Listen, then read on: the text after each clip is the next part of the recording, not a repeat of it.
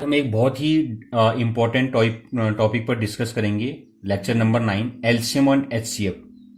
The interview in interview they have asked such type of question many times. Right the program for LCM and HCF. ठीक है, तो आपको पहले पता होना चाहिए कि एलसीएम क्या होता है और एचसीएफ क्या होता है। पहले आपको तो मालूम होना चाहिए। जैसे आपके पास है 12 और आपके पास है माना 72, दो नंबर है। ठीक है, आपको इसका एलसीएम निकालना है।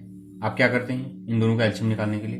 हमने 2 लिया, 2 6 जा 12, 2 3 जा 6, 2 6 जा 12। फिर हमने 2 लिया, 2 3 जा 6 एंड 2 1 जा 2, 2 8 जा 16। फिर हमने 3 लिया, 3 1 जा 3, 3 9 जा 3 6 जा 18। अब इसके बाद तो ये 1 है, कुछ नहीं है, तो 6 ये हो गया। ठीक है, अब ये है तुम्हारा एलसीएम। एलसीएम का मतलब कितना हो गया? 2 इंटू 2 इंटू 3 इंटू 6। इन सबको मल्टीप्लाई कर दो, ये आपका क्या हो गया? एलसीएम हो गया। एचसीएफ का मतलब क्या है, इसी में देखते हैं कौन सा ऐसा नंबर है जो दोनों जगह कॉमन है। देखो 2 इन दोनों में कॉमन है, 2 इन दोनों में कॉमन है, फिर 3 इन दोनों में कॉमन है, बाकी 6 तो दोनों में कॉमन नहीं है। तो ये आपका क्या हो गया? एचसीएफ हो गया। यानी कि आपका जो एचसीएफ है वो कितना हो गया? 2 इंटू 2 इंटू 3, 3 2 जा 6, 6 2 जा 12। आपका एचसीएफ 12 हो गया। नाउ एचसीएफ कितना है? 2 2 जा 4, 4 3 जा 12 एंड 12 6 से कितना होता है? 6 2 जा 12, 6 7, यानी कि 72 हो गया। यानी कि इसका एचसीएफ कितना है? 72 है। ओके, इसका एचसीएफ कितना, सॉरी, इसका एलसीएम कितना है? 72 है और इसका एचसीएफ 12 है। तो हमने एक चीज और देखा है, एक और चीज आपको मालूम होना चाहिए कि आपका ये एचसीएफ है ना, ये आपका एचसीएफ है, किस प्रकार से निकाला जाता है, यानी कॉमन है दोनों में। और एलसीएम क्या है? यानी कि टोटल आपके नंबर्स, टोटल आपके फैक्टर्स, वो आपके क्या है, उनका मल्टीप्लीकेशन आपका क्या हो गया? एलसीएम हो गया। ठीक है, अब हम इसकी कोडिंग करेंगे। कोडिंग कैसे करेंगे? देखो शॉर्ट तरीके में, यहां पर मैं जो अभी तक हम लिख रहे थे हैश, इंक्लूड, ऐसे हम लिख रहे थे stdio.h, ये सारा काम तुम्हारा है, इसको मैं नहीं लिखूंगा। I will not right such type of, मैं सीधे फंक्शन की बॉडी लिख रहा हूं। आपका फंक्शन का नेम हमने ले लिया है एलसीएम, ठीक है, और हमने ले लिया इसमें INT N1 और आपका ले लिया INT N2 ले लिया। ठीक है, और हमने ले लिया एक स्टैटिक STATIC। ठीक है, स्टैटिक है ना, स्टैटिक आपको पता है क्या होता है? INT C = 1, यानी कि हमने एक स्टैटिक ले लिया, यानी कि ये तुम्हारा क्या हो गया? कांस्टेंट ही हो गया। ठीक है, चेंज ही नहीं होगा। स्टैटिक इंटीजर टाइप का लिया है जिसमें C = 1 है। हमने कहा अगर इफ C को अगर हम डिवाइड करेंगे, ठीक है, N1 = 0 आता है अगर, ठीक है, ये आपका एंड लॉजिक हो गया। C आपका N2 को डिवाइड करेंगे = यहां भी 0 आएगा। तो हमको क्या कर देना है? RETURN, रिटर्न क्या कर देना है? C कर देना है और C++ कर देना है, और फिर अगेन कॉल करना है एलसीएम N1 और N2 और आपका रिटर्न C कर देना है, रिटर्न C, और आपका प्रोग्राम बंद हो गया। अब देखो कैसे हो रहा है। देखो हम दो नंबर लेके आए, ठीक है, नंबर कौन कौन से लेके आए? 12 और 72। N1 = आपका क्या हो गया? N1 = 12 हो गया है, N2 = 72 लेट किया हमने। अब C क्या है आपका? C 1 है। इनिशियली हमने क्या किया? C = 1 है, तो 1 को डिवाइड करेंगे हम, 1 को डिवाइड करेंगे 12 से, क्या 0 आ रहा है? नहीं आ रहा है 0। एंड साथ में C को डिवाइड करेंगे N2 से, यानी कि 1 को डिवाइड करेंगे N2 से, यानी कि 72 से डिवाइड करेंगे, डिवाइड 0 नहीं आ रहा है, तो रिटर्न वैल्यू कुछ नहीं जाएगी। सो C++, नाउ C की वैल्यू क्या हो गई है? 1, पहले 1 थी, अब कितनी हो गई? 2 हो गई है। ठीक है, 2 होने के बाद हम अगेन कॉल कर रहे हैं, अपने ही फंक्शन को कॉल कर रहे हैं, दैट इज ऑल्सो रिकर्सन। ठीक है, हमने कॉल किया और N1 और N2 को हमने क्या किया? सेंड कर दिया, यानी कि N1 N2 क्या था? 12 और 72 था, है ना। वहां गए, आपका C की वैल्यू जो हमने, जो स्टैटिक का मतलब क्या होता है कि इसको फिक्स कर दिया उसने, C = 1, फिर दोबारा प्रोग्राम इसको रीड नहीं करेगा। C = 2 हो चुका है आपका, इस फंक्शन के अंदर C = 2 हो चुका है। अगेन आपको INT C ये फंक्शन रीड नहीं करेगा, यानी कि फिक्स हो चुका है। स्टैटिक का मतलब ही ये होता है। तो आपका C 2 हो चुका है, 2 को डिवाइड करेंगे N1 से। अब हमने 2 को डिवाइड किया 12 से और 2 को डिवाइड किया 72 से भी, क्या 0 आ रहा है? नहीं आ रहा है। फिर अगेन C++ यानी कि 3 हो गया है, 3 को डिवाइड करेंगे 12 से और 3 को डिवाइड करेंगे 72 से। 0 आ रहा है? नहीं आ रहा है। फिर 4 को करेंगे, 5 को करेंगे, 6 को करेंगे, 7 को करेंगे, 8 को करेंगे। ऐसे करते करते C++ होते जाएगा। जैसे ही हम 12 में आएंगे, ठीक है, तो 12 को डिवाइड कर रहे हैं हम 12 से, 12 को 12 से डिवाइड कर रहे हैं एंड 12 को डिवाइड कर रहे हैं 72 से। क्या 0 आ रहा है? यहां तो 12 को 12 से डिवाइड करेंगे 0 आएगा, यहां तो 0 नहीं आ रहा है।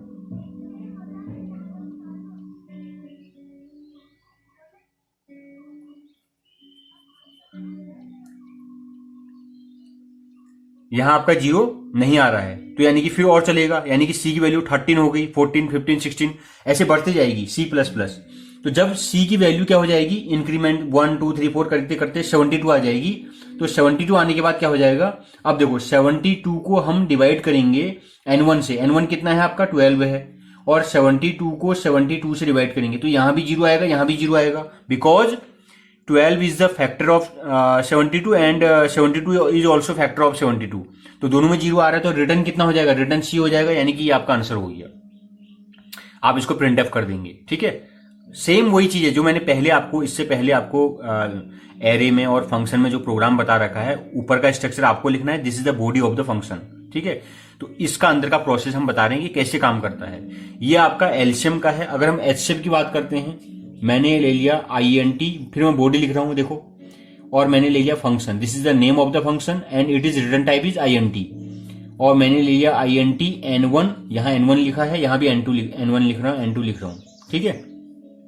इसके अंदर हम आए, फंक्शन की बॉडी के अंदर हमने लिखा वाइल लूप मैंने आपको पढ़ा रखा है, while N1 is not equal to N2, जब तक N1 N2 के इक्वल नहीं होता है। इसका मतलब यह है जब तक N1 N2 के इक्वल नहीं होता है, हम अंदर आएंगे।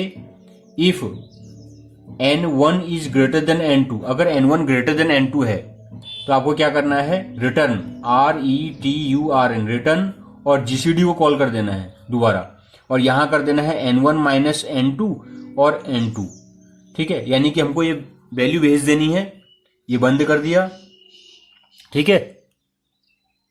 इसके बाद हमने क्या किया, बंद करने के बाद एल्स इफ, फिर हमने क्या किया, एल्स इफ अगर आपका N1 is less than N2 है तो हमने क्या किया, इसके अंदर हमने क्या किया, रिटर्न करो GCD name of the function N1 और N2 माइनस N1, ये हमने बंद कर दिया।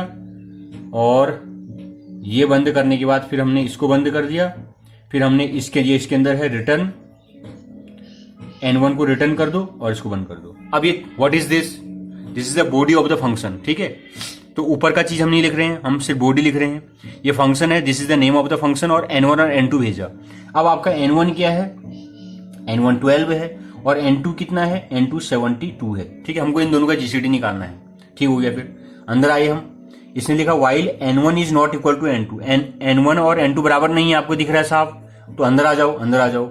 इसने कहा अगर N1 बड़ा है N2 से, N1 is greater than N2, no, यानी कि यहां नहीं आएगा। एल्स, नहीं तो N1 is less than N2, else इसको लिखने की जरूरत नहीं है ना। एल्स इफ ये लिखने की, एल्स में भी हो जाएगा तुम्हारा, ठीक है। N1 इज लेस देन, आपको दिख रहा है N1 is less then L2 है, तो रिटर्न कर दो GCD, यानी कि खुद को कॉल करो। So this is also the recursion, हम ये रिकर्सन का दोबारा यूज कर रहे हैं, तो दोबारा कॉल करो। इस बार हमको कॉल क्या करना है, N1 कितना है 12, और N2 माइनस N1 यानी कि 72 माइनस 12, 72 माइनस 12 कितना होता है 0, 7 6 यानी कि 60, यानी कि इस बार तुम्हारा क्या हो गया, N1 12 हो गया और N2 60 हो गया है यहां पर। तो अब देखो क्या N1 और N2 बराबर है, नहीं है। आपको पता है कि 12 और 60 बराबर नहीं है। अंदर आ जाओ, N1 is greater than N2, N1 is greater than N2, no, यहां नहीं आएगा। Else N1 is less than N2, yes less than, तो रिटर्न कर दो, फिर दोबारा कॉल करो GCD को, दोबारा कॉल करो, और दोबारा कॉल क्या करना है, N1 कितना हो जाएगा, N1 तो 12 है, और N2 माइनस N1 यानी कि 60 माइनस 12, तो 60 माइनस 12 करेंगे तो कितना हो जाएगा, 10 माइनस 2 इज इक्वल टू 8, यहाँ कितना बचा 5 माइनस 1 इज इक्वल टू 4, यानी कि 48 हो गया। अब आपका N1 कितना हो गया है, N1 इज इक्वल टू 12 हो गया है, और N2 इज इक्वल टू 48 हो गया है। तो दोबारा कॉल करेगा, दोबारा यहां आएगा। अब क्या N1 और N2 बराबर है, नहीं है, तो हमने कहा if N1 is greater than N2, क्या N1 is greater than N2 है, नहीं है, यहां नहीं आएगा। और एल्स N1 यस रिटर्न दोबारा कॉल करो, लेकिन दोबारा कॉल करते ही क्या करो GCD N1, N1 तो 12 है और N2 माइनस N1 यानी कि 48 माइनस 12 तो 8 minus 2 is equal to 6 and 4 minus 1 is equal to 3 तो 36। तो आपका N1 कितना हो गया 12 और N2 कितना हो गया 36। फिर दोबारा कॉल करेगा तो पूछेगा क्या N1 N2 बराबर है, नहीं है। If N1 is greater than N2, no N1 is not greater than N2। तो आपका एल्स यस यहां है, तो दोबारा कॉल करेगा GCD अपनी फंक्शन को, लेकिन क्या भेज देगा 12 भेजेगा N1 और N2 माइनस N1 यानी कि 36 माइनस 12 तो 6 माइनस 2 कितना होता है आपका 4 होता है और 3 माइनस 1 इज इक्वल टू 2 होता है 24। अब हमने 24 भेज दिया। अब N1 कितना हो गया 12 हो गया, आपको दिखाई दे रहा होगा है ना। N1 इज इक्वल टू 12 हो गया और N2 इज इक्वल टू 24 हो गया। अब आपका फिर अगेन यहां आएगा N1 और N2 बराबर है, नहीं है। N1 is greater than N2, ऐसा नहीं है। तो आपको यहां आएगा N1 is less than N2, yes.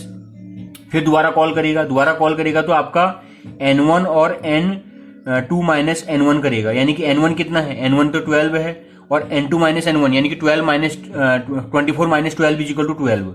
अब देखो 12 और 12 इस बार क्या हो गया N1 12 हो गया है और N2 आपका 12 हो गया है। क्या N1 N2 यहां है बराबर नहीं है, while N1 N2 is not equal to N1 is not equal to N2, लेकिन यहां तो बराबर है आपका 12 और 12 क्या है आपका बराबर हो गया है। तो बराबर हो गया तो आपको क्या कर देना है रिटर्न आपको N1 कर देना है, यानी कि आपका यही आपका GCD हो जाएगा, आपका GCD यही हो जाएगा। और देखो हमने GCD यानी कि HCF हमने वही निकाल रखा है 12।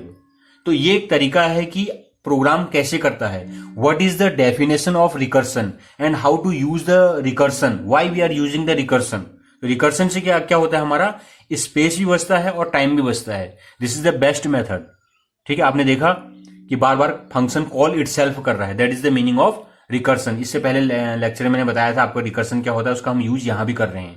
ठीक है, तो ये बहुत शॉर्टकट मेथड है आपका GCD निकालने का और LCM निकालने का। ठीक है, जब भी आपसे क्वेश्चन पूछे जाते हैं तो आपसे ये पूछा जाता है कि आपको जो लिखना है प्रोग्राम वो शॉर्ट तरीके से लिखना है और आपको एक पता भी होना चाहिए कि कैसे it is working. I think that you understand. Okay, thank you.